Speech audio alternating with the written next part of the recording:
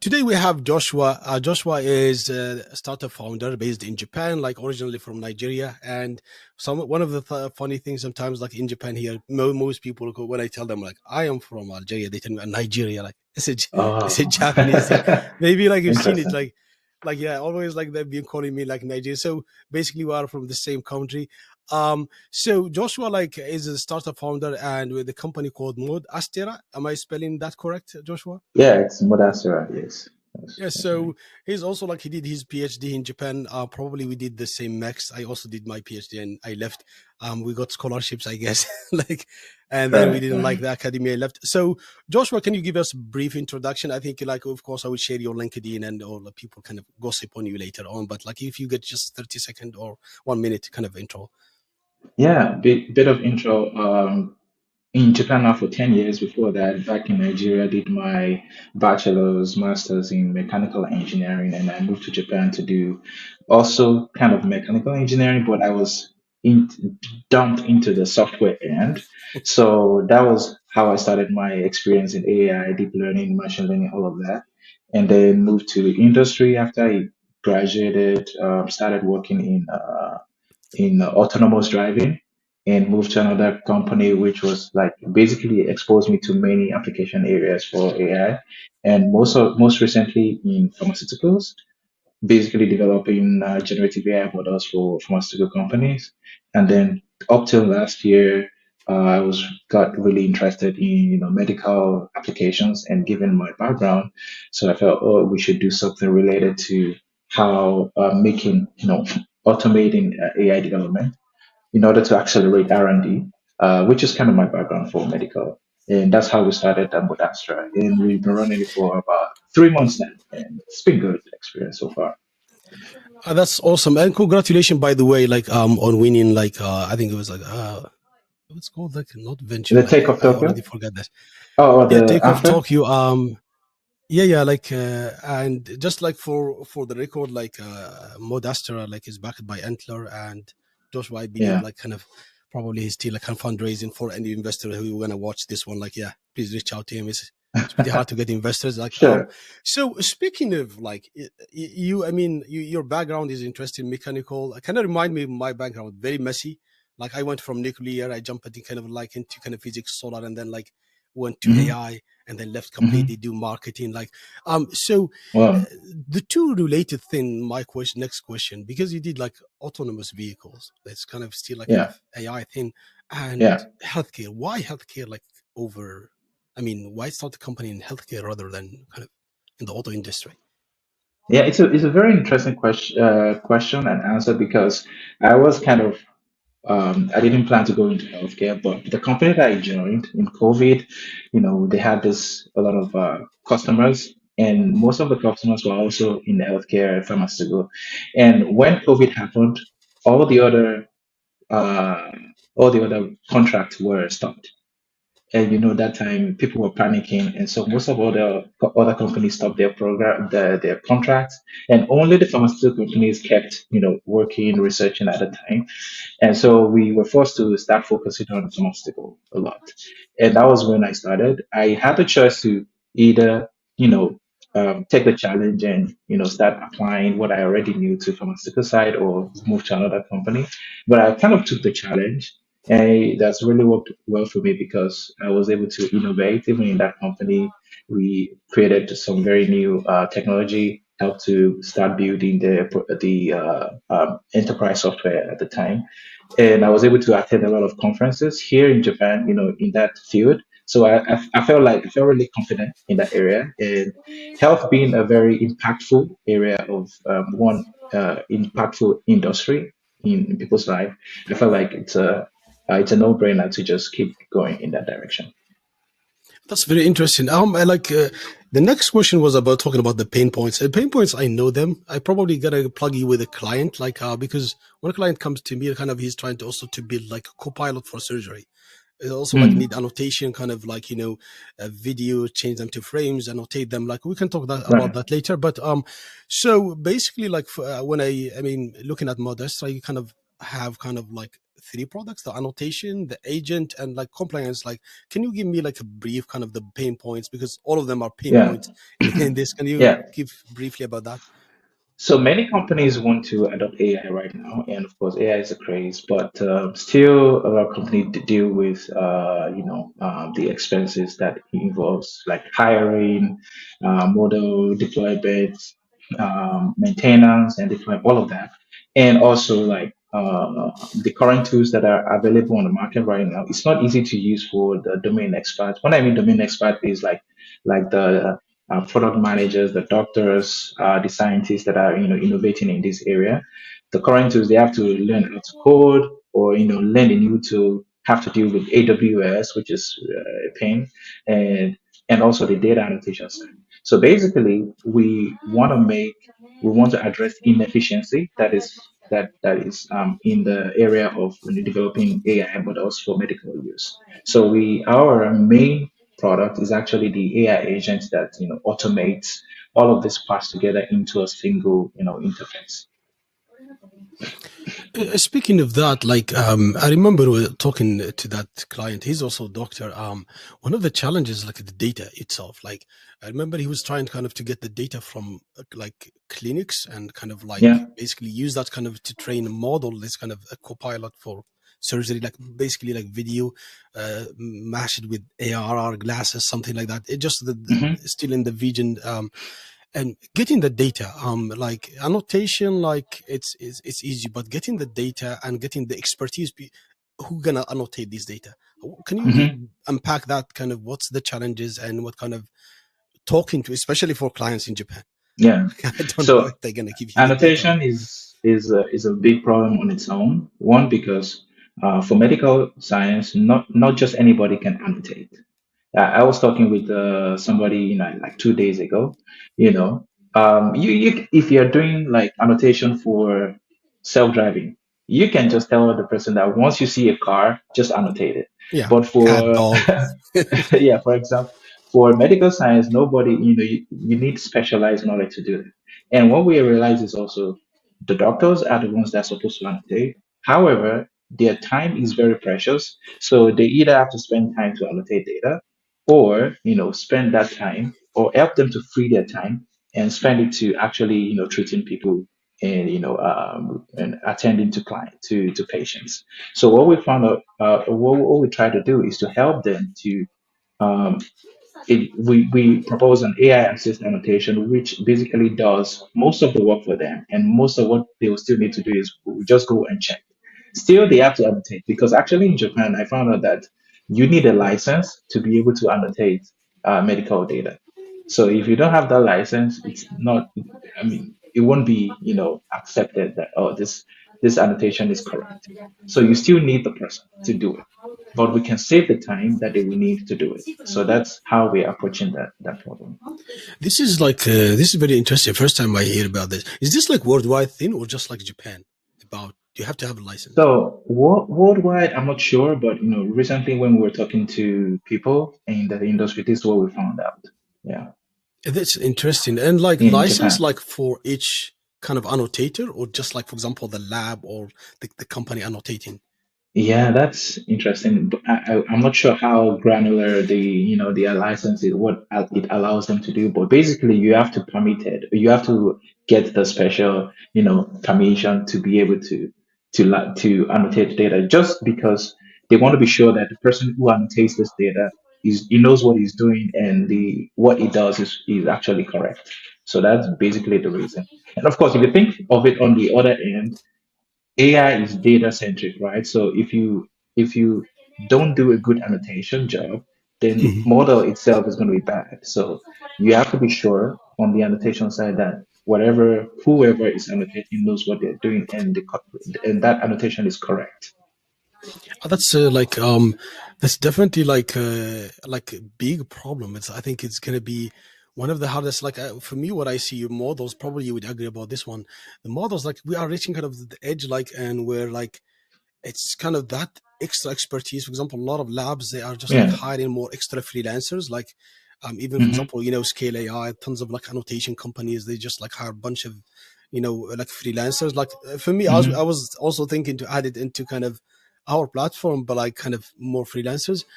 But I feel like we are reaching the edge. Like even the Yeah, annotators, they have to be kind of very expert, like yeah. PhDs, for example. Do you see like also like, and I checked also some company also like maybe competitor to yours, like they also have reinforcement learning, because that's how kind of improving models. How you Hmm. see kind of ModAstera kind of evolve around this? Like, would you breed, for example, like more expertise? Let's say bringing more PhDs into the platform, or like, since I feel like it's going to be more manual stuff like involved. What do you think of this? So, based on my experience, also like in the pharmaceutical side, what I realize is that, there are people in who I call the domain experts, who are basically focusing on the problem. How do we solve this problem? If there's a new disease, new target that they have to, solve, how do we solve this problem? They collect the data, they have the expert knowledge to actually, treat those issues. Then there are people like us on the technical Mm. side who don't know a lot about don't who don't know enough about the problem, but we can provide a technical experience to help them to do that. So what I see going on is our platform would be the technical backend for this domain experts. So the domain expert can just say, I want to create a model to these are some data I've already collected in the lab.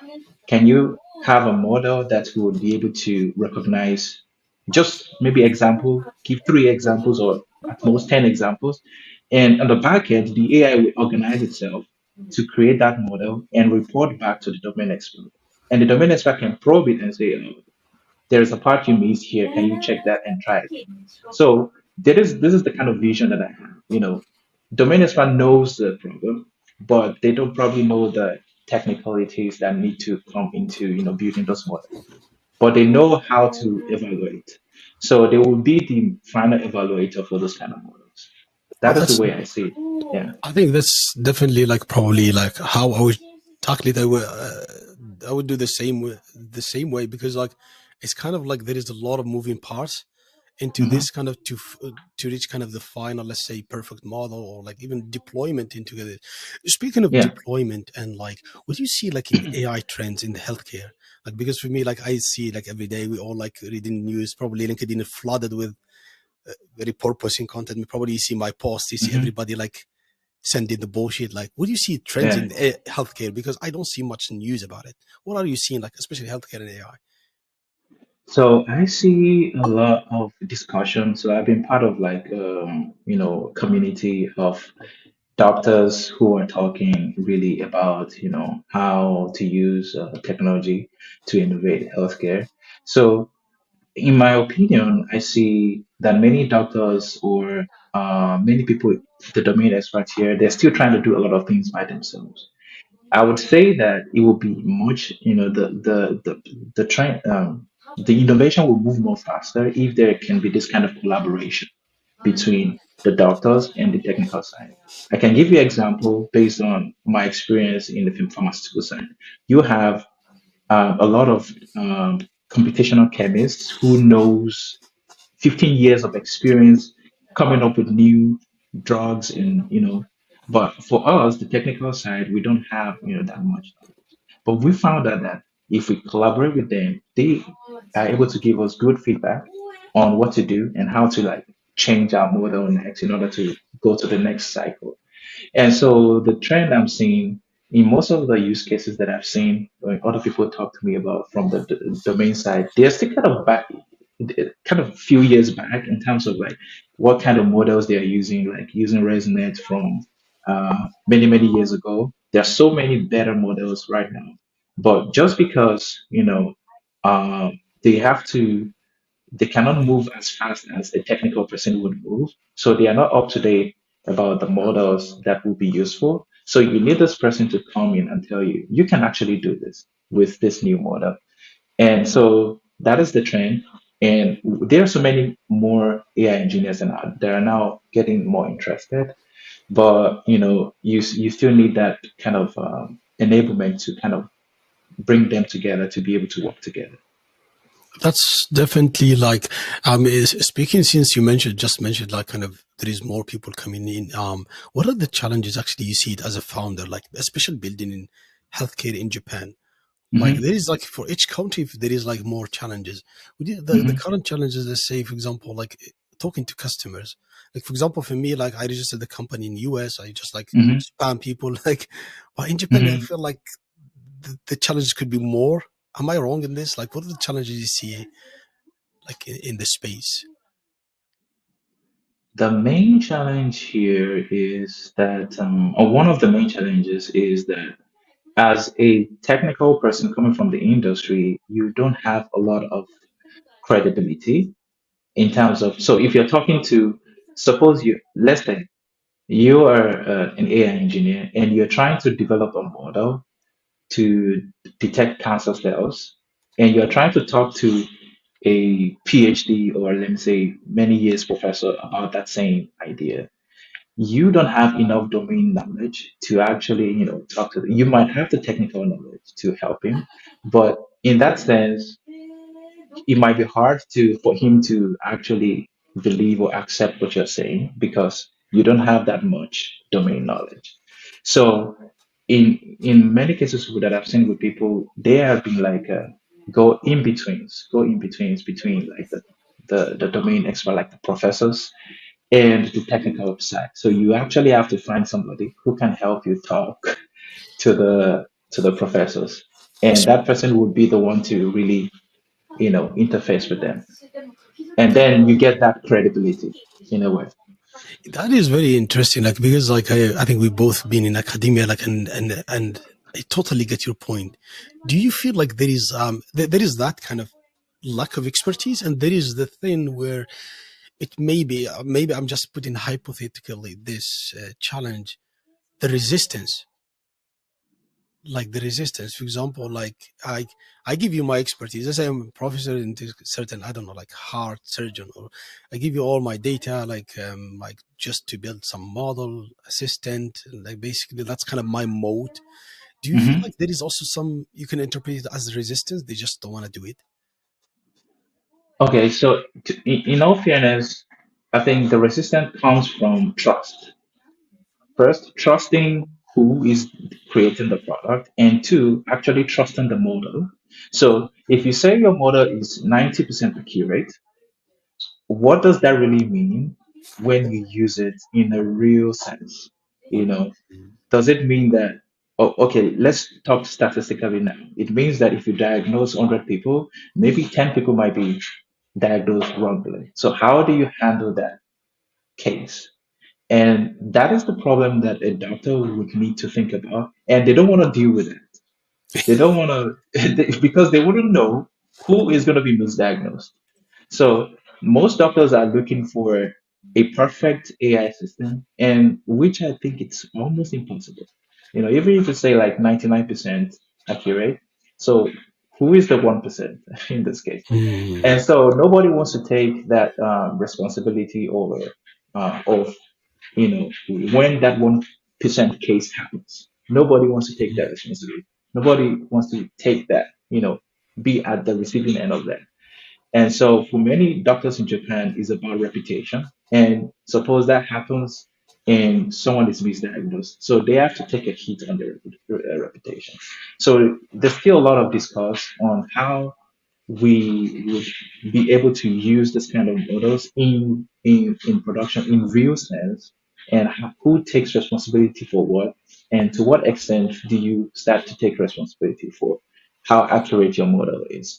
And even if you're able to communicate very much on the limitations of your model, then you should be able to provide case how would you mitigate the cases where the model doesn't perform very well. That's totally fair point and definitely well explained. Speaking like since we talked about a lot about challenges in Japan, like I have two more questions. The next question is about like the vision for ModAstera. Like Mm. what's the goal you see like within 2 3 years, whether in Japan or like if you are also like planning to be also like a global company, let's say target US Hmm. market or different markets. What are the vision for ModAstera? How you see like your products or your product evolve within the next 2 3 years? Like, Right. So first, we want to be a global company. We are only using Japan as a base right now. Of course, we are talking to people outside Japan currently, and we are trying to see how we can, expand to all those places based on, the interest that we see. So, in terms of the vision, we are looking at a platform that would be able to power the world's medical AI. And one thing that we are trying to do, our next step after maybe the next 2 years is actually, we have it in plan to start this kind of idea next year. It's basically what we call AI sharing. So imagine you develop a model that predicts, say, pneumonia from X-rays from Japan. We want to make it easy for you to actually share that model for another hospital who is going to be in India or Singapore, and basically straight from our platform they can use it. So this is the kind of the next phase of unlock that we see, value unlock that we see from our platform. Not just a platform that enables you to accelerate development and deploy, but also share that your model with other people across borders. actually, that's definitely would be interesting. I remember, like before I built like DataInsta, I had the idea of like AI scientist, not the second AI type thing, but more like based on like kind of lab data, because like Mm, I did personally like hundreds of experiments. And but one before I kind of gave up on the idea just before, because like I was thinking about the licensing. And for right. example, even for example, this model, like, let's say if you want to share it, like it has to be some sort of royalties, or like, or even Right. people are willing to share or not. Like, it's like, because like your data is going to be remote. The model, like basically anybody, we will gonna reach some point. Like it's easy to build models. They just like Hmm. probably moat and some talent of people probably can Hmm. just replicate the same. Um, Right. but it's definitely gonna be interesting. I'm gonna be looking at your updates. So a Yeah. last question, like, what are your advice, like, for example, let's say some AI person watching or like want to be a founder, like both of us. Like, I don't know what advice I give them. You give them some advice, like, as Um, for make it yeah, I easy. would just say, I mean, just do it. If there's anything that you just I mean, if any status quo that you're not satisfied with, you just go ahead and create something in that area. That is for me. That's kind of the motivation that I have. Just go do it. Nobody else is going to change it if you don't. Maybe somebody else will change it, but not in the way that you will do it. So just go ahead and do it. Yeah. Yeah, Joshua, like basically, like we just finished it, like just like we have like a fire shot, like quick questions, and then you can Yeah. answer like Okay. short answers, like couple words or like. So the first question is like, what if you describe the future of AI in healthcare in one word? What's gonna be like, or couple words, like it?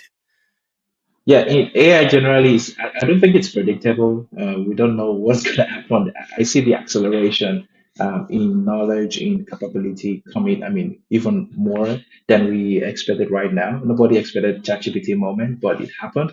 So one moment is coming maybe for medical where I see a future where people would be take ownership of their own medical data, medical life. At that point, you would basically be able to have an AI doctor on living on your phone will be able to help you in many things that you're doing in terms of health. So this is the kind of future I'm looking at. There's still so many roadblocks right now, but yeah, that's one Because word.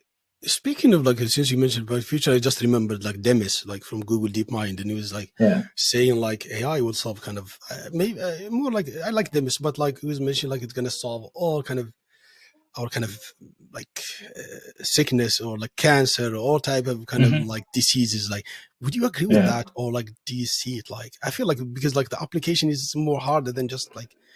What do you think of that?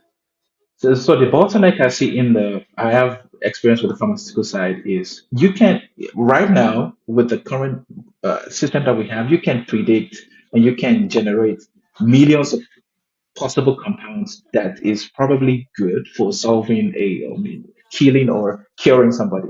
But the big bottleneck is you still have to experimentally validate. And that is where the problem is. If you can Yeah. solve that, then that is going to be possible. Yeah, I That is totally very agree with important. that. Yeah, like Yeah, especially like it takes years, like just like to approve or even yeah, clinical trials, like, and who're gonna be like, yeah, it's definitely. I totally agree with this one. yeah, So yeah. next question, like, what kind of AI tools you use daily? Like your favorite I AI tools? use I use Corsa mostly for development, and recently I really liked Grok for research, deep research, because compared to all the other ones, it searches more deeply in terms of number of external sources. So I think I kind of trust it more because also like it's more up to date in terms of having access to Twitter feeds and all of that. So I liked it. I like Grok That's for yeah. yeah. I like for me, like I've been like I have several tabs. Sometimes Grok, DeepSeek, ChatGPT, Gemini, and then like I'm like, which one is good? Which one, I'm like Yeah, like yeah. so next question, what's the biggest myth you hear like in AI or in healthcare or AI that it kind of annoy you, just you feel like, because sometimes some people AGI, SAI, blah blah, like in solving Yeah, I cancer, think like something just you feel like it just I don't know if it's a myth, but I think a lot of people focus too much on AI and at the singularity in AI. But I think singularity cuts across many facets. Like, so imagine like AI accelerates to a point we are not able to keep up. What if also like let's think about quantum physics accelerates faster than we can ever keep up. So if you begin to look at singularity in terms of different areas and combine all that together, I think the future is crazy, and I don't think AI is one of the problems, but it's not the biggest problem, like in my totally like opinion. yeah, it's I totally agree with this one. Speaking of like now, like this is a couple more questions. Speaking like, what would you do different? Like since you started, for example, I remember like first chat Mm. between us, he was like, we were like a customer discovery, and he was trying to talk to more customers. What do you do different? I Like, think or you learned in a couple months, like with the accelerator, what do you different compared what you know now? maybe not necessarily differently, but more of. I will still talk to more customers because that is where you get the real essence of what to actually work on, what to build. Maybe I didn't do much of that. I was still kind of very not very sure. So I would essentially talk to more people, more customers. Yeah. Oh, that's awesome. Like, Joshua, I appreciate your time. Thank you so much for being Yeah. on the show. And like for investors, for AI people, please reach out to Joshua. We're gonna put the links down on YouTube, on LinkedIn, everywhere. Like, Joshua is a great guy, and you probably Yeah. will learn from his posts. And like, if you are an investor, like, of course, like, yeah, reach both of us. Yeah. That's right. That's right. Thank you very much.